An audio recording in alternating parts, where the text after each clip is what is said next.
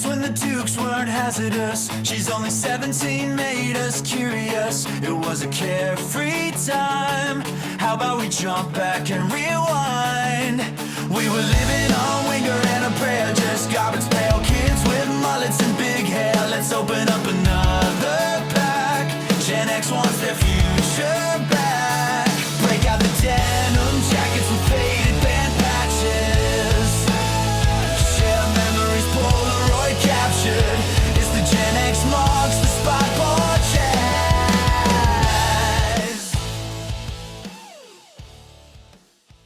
What up, Gen Xers? Welcome to today's show of Gen X Marks the Spot podcast. I am your host, Joe Augustine. For today's episode, we are going all the way across the pond to the UK and talk with the guys from Gone Savage.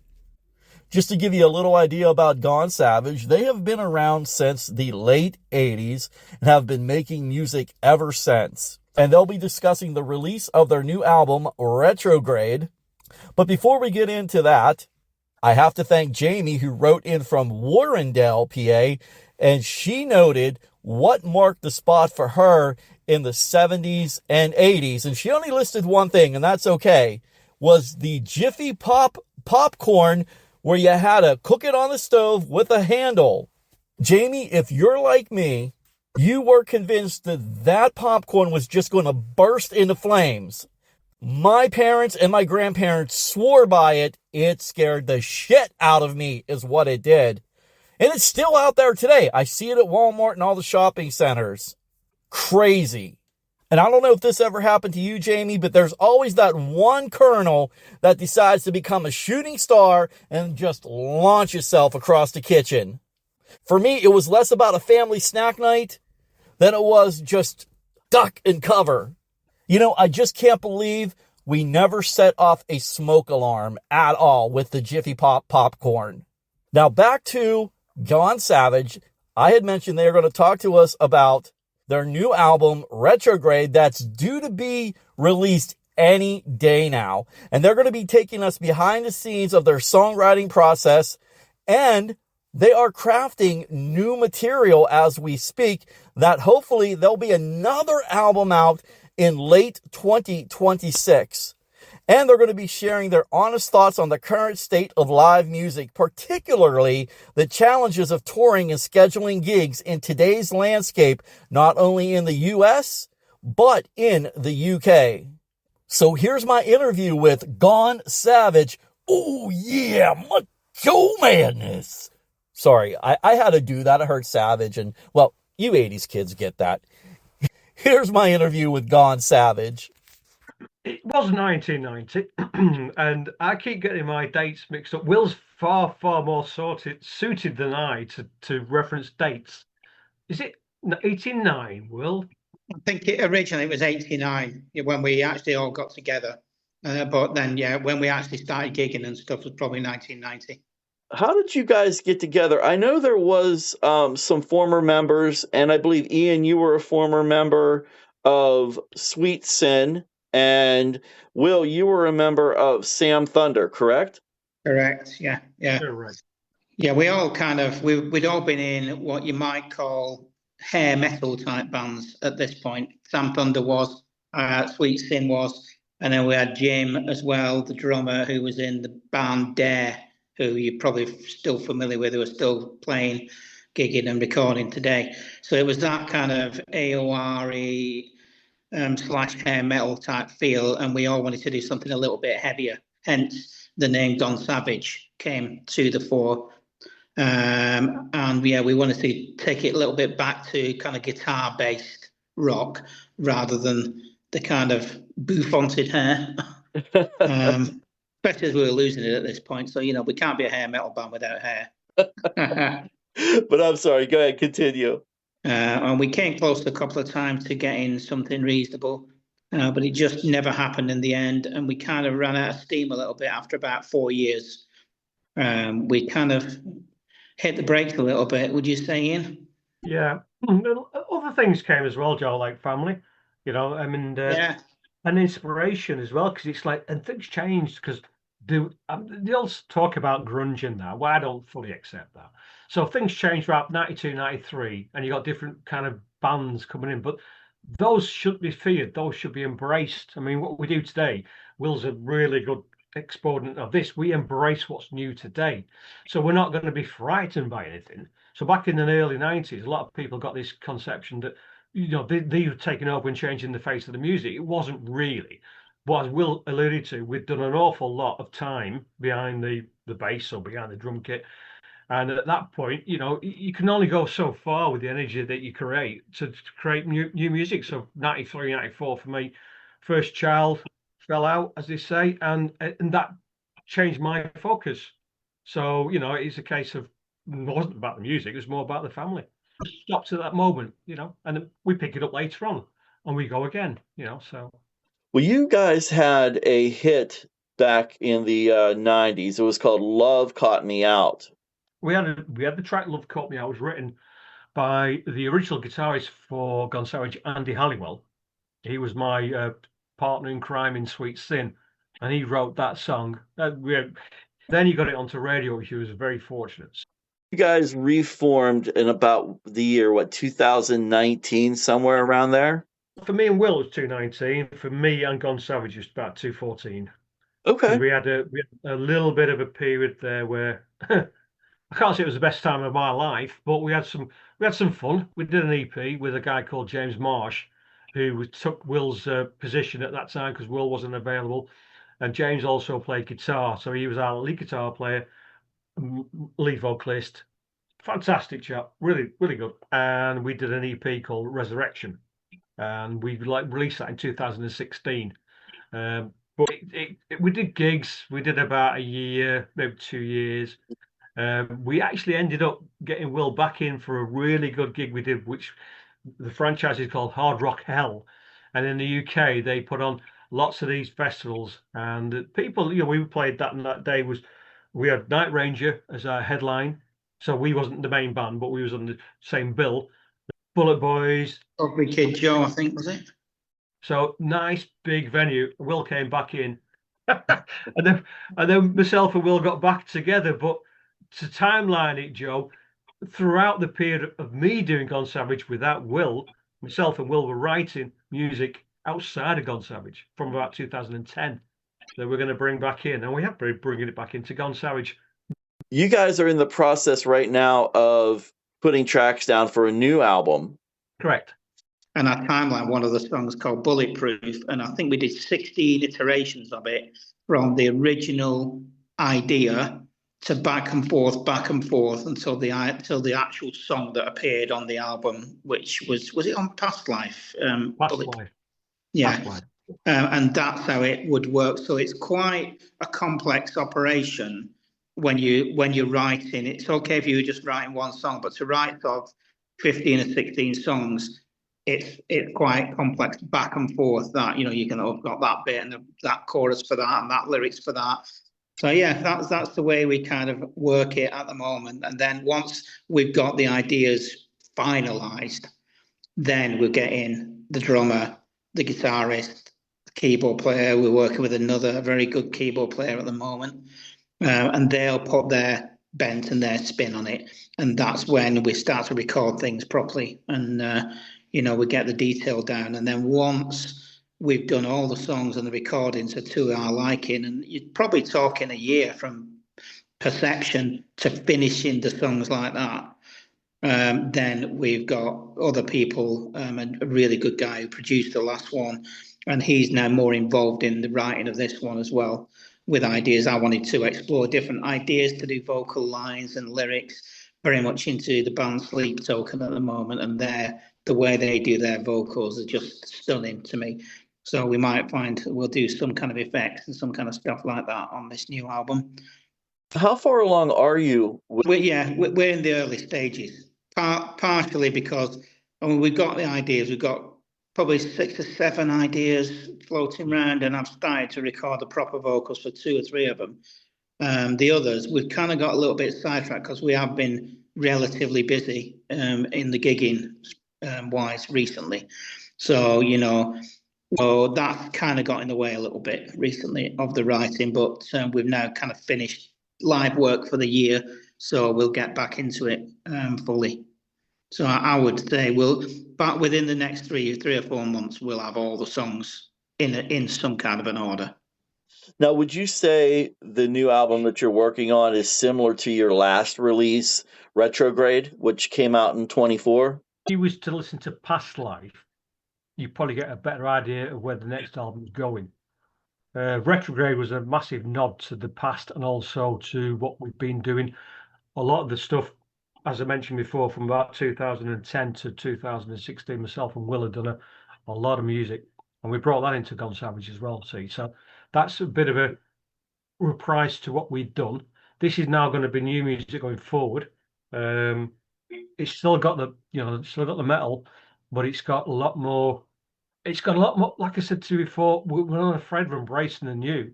There's a lot more things going on in that will probably some people might say, I don't like that. They like Gone Savage, like Past Life, Life in Black and White, like Retrograde, but I don't like this. We answer this question quite a lot, and it's a case of, and it doesn't sound, we're not being really awful, but we do what we want to do, Joe, and this is with respect. Somebody might like something today, and if we was to take on board what they like today and then do that tomorrow, in this world that we live in, Joe, as you know, the attention span is an amoeba these days in social media. They might not even like it when we do it the way that they liked it, so we'll do it for ourselves. That's the key right there. If you don't like it, then 9 times out of 10, that's going to show on the recording and the album and the song itself. 100%. 100%. Totally agree. Now, do you care if I jump back, though, to your latest album, Retrograde? Nope. Listening to that, I mean, that album is just intense from beginning to end. One song, and Ian, I know I told you this before when we were setting this interview up, but it's Sunshine and Flowers for me that does it, man. That song just takes a different direction. It's got like some kind of a dirtier guitar and a hypnotic chorus, and that just resonates with me. I'll tell you a little story on that one, because this dovetails back into what Will said about how we create the songs and how it goes through different versions, and so we'll be sending these versions backwards and forwards. Sunshine and Flowers. So there's one. So when I give it to Will, Will's got the vocal line perfect. And I'm listening to it, and I keep thinking, I need to add more. I need to do something more. And I couldn't get it around my head. Now, I said to you, Will, didn't I, after we released it, best track on the album. When I wrote it, I didn't think that at all.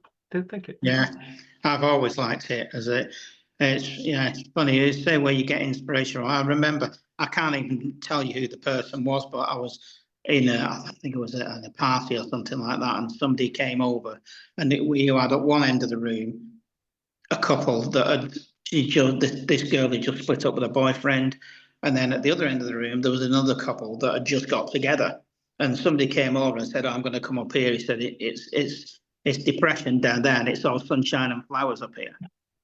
Just out of throwaway, I thought, I remember that line. So the whole song's kind of written about some fantastic person that is, the kind of beginning of a new relationship. Oh, I love that. And that's where it came. But it's quite popular, that song, isn't it? That's we do well with that one, Joe. Yeah. Just in the States. Quite fortunate, we get a lot of radio play in North America, and that's one of the most popular ones. So from east to west, it goes down really well. Really well, Yeah. There's one station where they have a chart, wasn't there? We were at number 1 for weeks, weren't we, with it? Yes, their airplane chart. I think the station's in Phoenix. Ian said that you guys have toured the States before. Is there any chance you guys are going to be coming this way again? Would love to. We're not afraid to look into it. It's just a case of we'd like to have somebody who could probably help us. And if you know anybody, Joe, give us a shout. I'd love to see you guys come out this way. Absolutely. So there's ways and means of doing things and making it affordable that you can do it in America. You can do it in the UK. It's just difficult. It's a quite difficult thing to do. A lot of it's closed, as in you can't get your foot through the door. You can't get to contacts. I was speaking to a lady last night. You'll have heard of this band, Girl School, UK band. So speaking to Jackie from Girl School last night about getting gigs. Girl School themselves can get gigs. Now Jackie has 2 more bands. They can't get gigs. So they're like what we are. And it just seems to be a very stagnant situation. So even people with names and reputations struggling. It's really hard, difficult. So what we're doing currently, we're trying to look at putting our own shows on in the UK. Small shows, but with bands that we know that we can work with and that we can develop a circuit. And it's all affordable, it's all doable. But they're not the big venues that used to be. We used to play as Gone Savage 300-400 capacities, Will, something like that. Nowadays, you're looking at about 100 caps, 2 maybe sometimes, as a gig, not a festival. Festivals are around about 500. But the numbers are so low, Joe. So the economics of it can't really be, you can't get too much out of it, other than we like a good time. Now, when you say 500 for the festivals, 500 people, 500,000? Yeah, no people. Seriously, they've made them now, so they're not festivals that we recognize as kids. You're thinking 20, 30, 40,000 people. What the UK are doing now is that they're making it so every other week there seems to be a festival. And the reality of it is it's not. It's just 4 or 5 bands come together and play a show. It's very much, the landscape's changed so much, and it's kind of, sometimes it waters down the effects of it. A festival, in my eye, from previous life, would be, wow. And now it's like, are you going to the festival? Well, you might as well go to the Battle of the Bands. It's the same thing. And we're trying to, like I say, we're not fearful of it. We're trying to embrace it and make it better. Because I think at the moment it's a bad model. Yeah, for me, when you said festival, I immediately thought Ozfest or something like that. You do. Which is what we did. We would have done that 10 years ago, wouldn't we, Will? If I said to Will, we're playing a festival, would have been, hey, get your suitcase packed, get your beer, get everything loaded on the van. But it's not the same now. No, it's not. And the UK seems to be. I don't think it's the same in Europe, Joe. I think Europe's still got its festival means 5,000 plus, But in the UK now, it's nothing like it.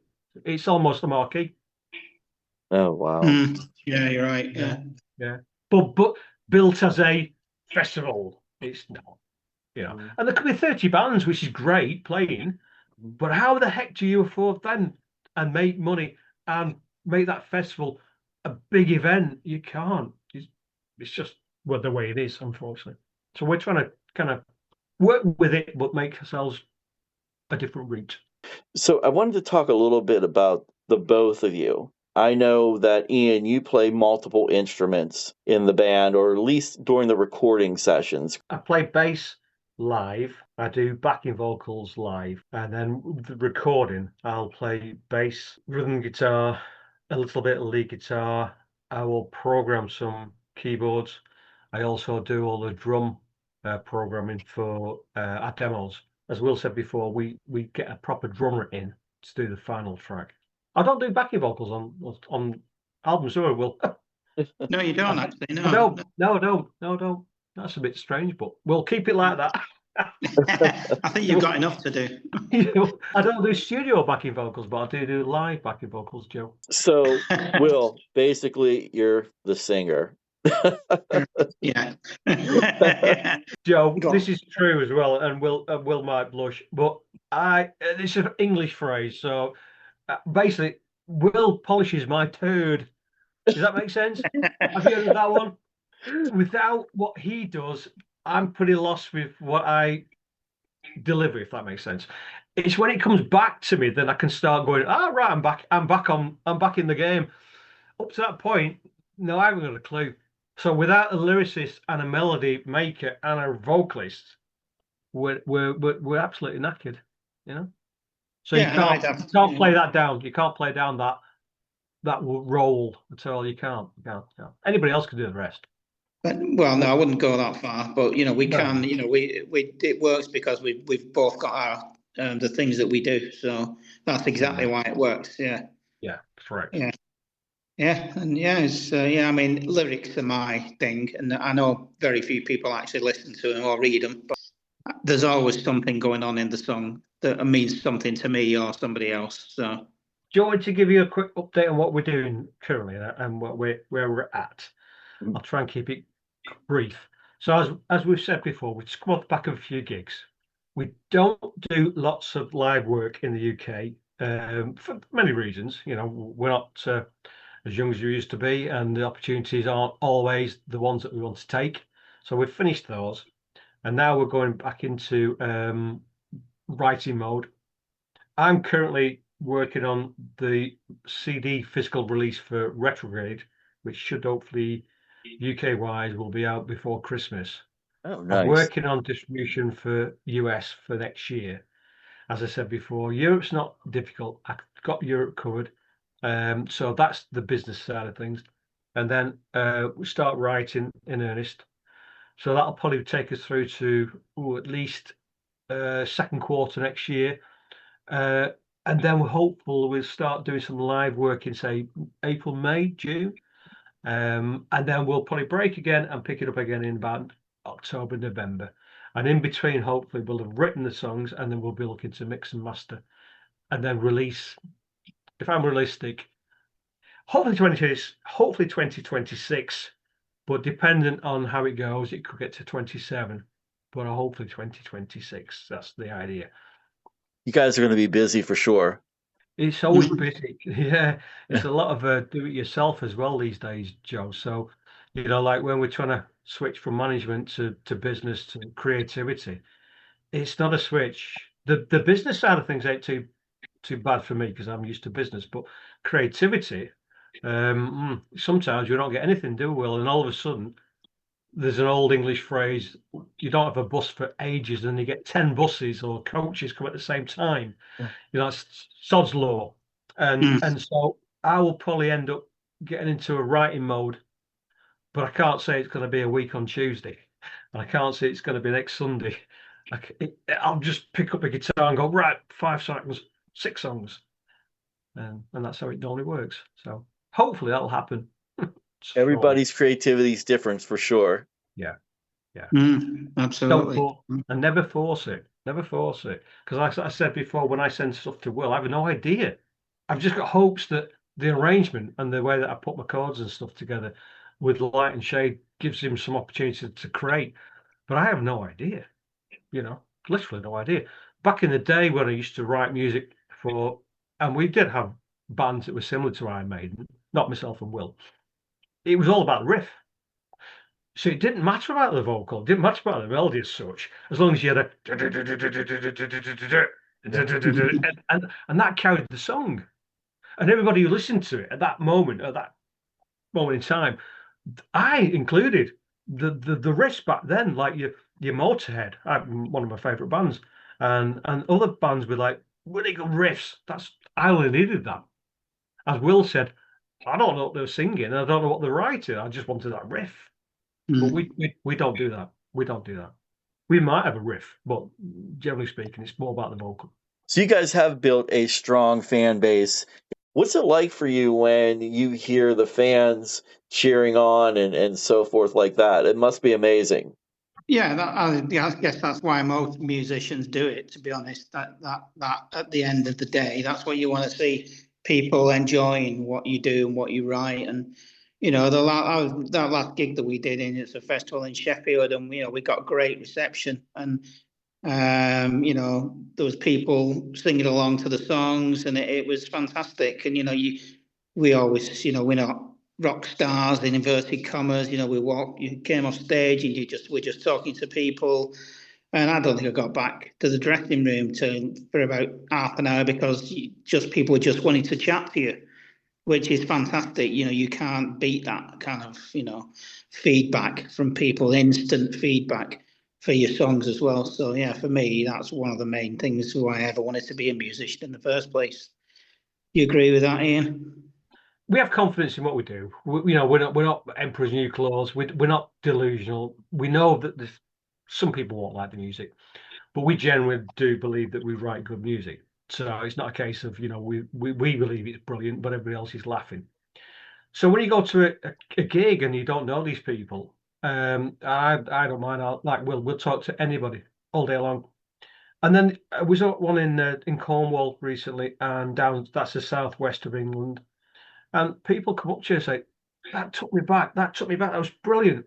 But it wasn't us taking them back because they don't know our music. It was that whole atmosphere and that whole experience. And we could have been anybody in their view. We could have been Bon Jovi. We could have been whomever. They loved it, and then the genuine responses make it all worthwhile. And I like the also people saying, "I didn't expect that," because the name itself suggests a certain connotation. Joe, Gone Savage. I forever explain to people, we don't actually, ceremonially burn goats, and we're not in the middle of a black forest somewhere. We're not gonna, we're not gonna beat up on you. We're not that, but that's the impression people get. So when they come to see us play live or listen to our music, there's a certain amount of "I didn't see that coming," and I think the element of surprise can never be undervalued.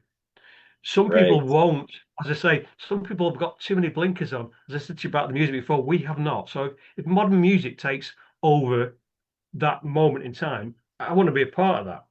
So, like I said to you, in '93, grunge didn't kill our music. We probably killed ourselves by not embracing what was happening.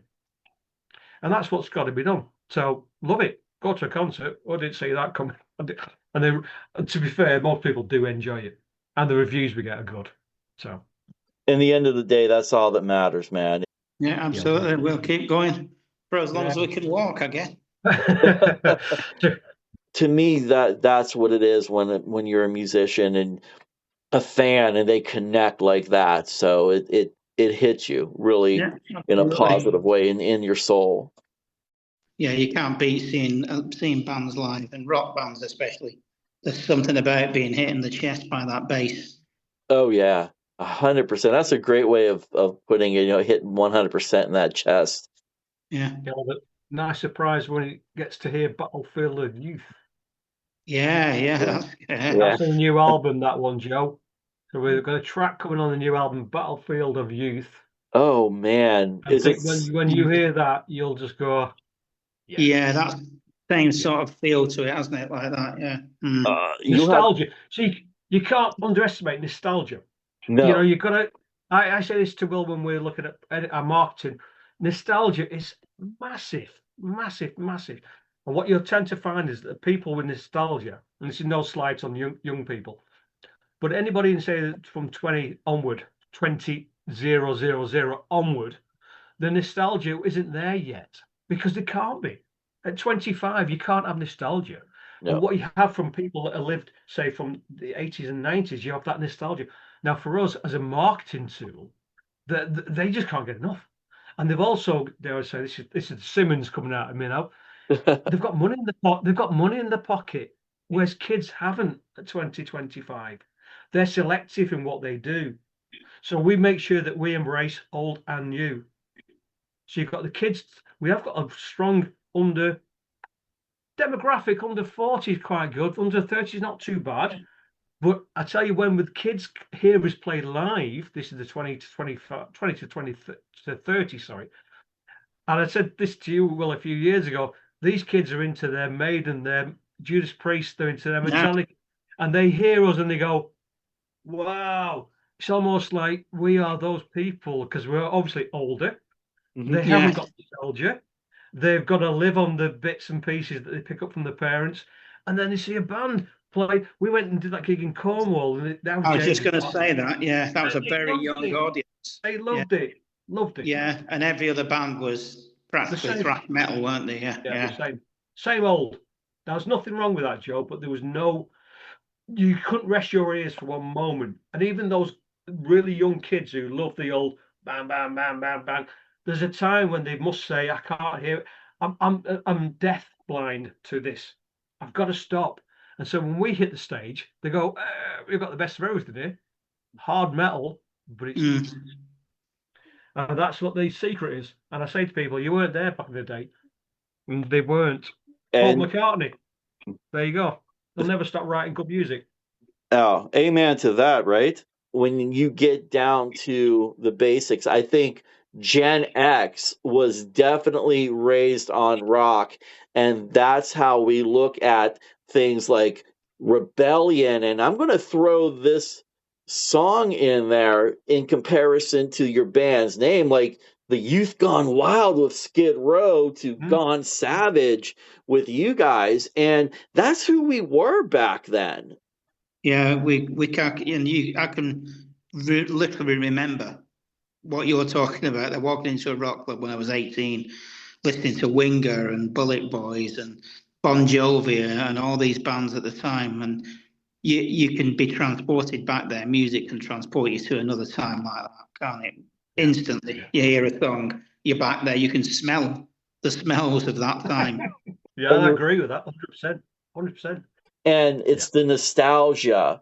And, I never thought I would get to that point in my life because it just seems like yesterday I was in high school and college, and then the next thing you know, it's 30 years later. I got a family, I got a job, I got a mortgage, and life catches up to you, but music can transport you back. So before we wrap up, is there anything that you'd like to say to the U.S. about your band Gone Savage and upcoming music, or even some past music that's out there? Well, just like I say, we got Retrograde coming out on CD the end of this year. We got a new album next year. All support and any kind of love for Gone Savage is welcomed at this end with open arms. We love what we do, and we just want to keep making music. So, and to that end, any kind of feedback from anyone is really, really appreciated, even if it's a comment on a post, a like on a post, anything like that, and especially interaction with us, which we love. And if anybody listening wants to check us out, then please do, and don't just leave it at a quick Spotify play. Talk to us, interact with us, because that's what we love as well. And speaking of social media, you want to go ahead and let everybody know like what platforms you're on out there? The one that we tend to try and get everybody to is our website, Joe. So that's www.gonesavageband.com. We use Facebook as well, Gone Savage UK. I use that quite a bit, and I use Instagram quite a bit. X, we're not a band that will go, busy. We won't. We'll afford the time. So please reach out. We're very much into people communicating with us, and we'll do similar on social media. You guys are so genuine. I mean, that makes it even better. I'll be honest with you. we say what it's the old WYSIWYG, what you see is what you get, and that is exactly what you get. So I don't like mistrust. I don't like people that don't do what they say they're going to do. It's always been the way. It's always been the way. It's just that I think society in general falls away from that, and people sometimes want to take more out than they put in. We tend to put more in than we get out, don't we, Will? Yeah, definitely. Yeah. Well, I want to thank you guys first off for reaching out to me. The email that you sent me, you were so excited about your band, the new music coming out, and you wanted to share that information, not just with me, but with everyone. And when I reached back out to you and we finally connected, I could tell that, I'm going to use the word again, you guys were genuine. You can even tell that in the lyrics. That right there shows me that you put effort into writing, you put time into it. And like you guys had said earlier, if it doesn't resonate with you, then you don't want to write it and you don't want to create that sound or that song. And that is what makes great musicians like you guys. Thank you, Joe. Thank you. That's very kind of you. Thank you. You're welcome. Yeah. You're welcome. That synopsis is superb. It's one of those where, again, we wouldn't dare to, another phrase, blow our own trumpet, but that is how we would interpret it. And so, for hearing it from you, Joe. But thank you guys. I appreciate you reaching out to me. It's been absolutely brilliant being able to connect with someone all the way across the continent. There's something special about these conversations that bridge the distance and remind us that great music and the challenges that come with it are truly universal. I really want to thank the guys from Gone Savage taking their time out of their busy schedule to share their story and their insights. I want to wish best of luck to you on the distribution and sales of your new album, Retrograde. I know I'm going to be keeping an eye out for whenever you make it to our side of the world. I hope it's soon. Here's cheers to Gone Savage. Peace out. Props everybody for listening. I'm Joe Augustine from the Wherever You May Roam studio. This has been the Gen X Marks the Spot podcast. It's the Gen X